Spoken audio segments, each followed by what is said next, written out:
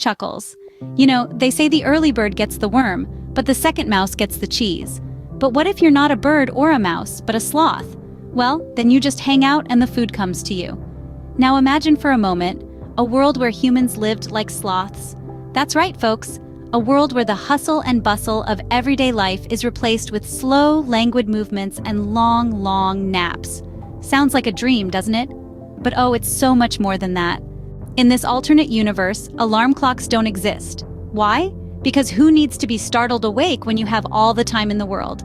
Instead of rushing to work, people would slowly make their way from one branch to another, from one room to another.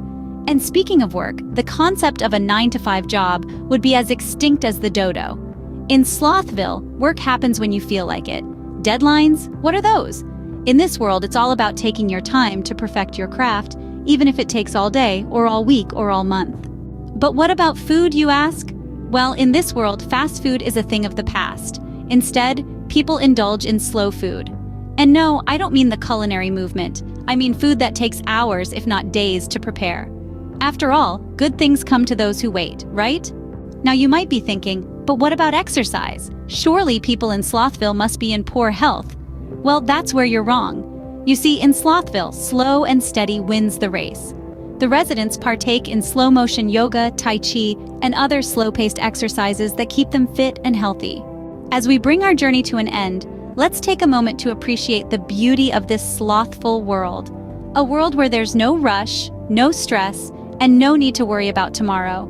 A world where you can take your time to enjoy the simple things in life. So, the next time you're feeling stressed or overwhelmed, just remember, in some alternate universe, there's a version of you hanging from a tree, munching on a leaf, and living life in the slow lane.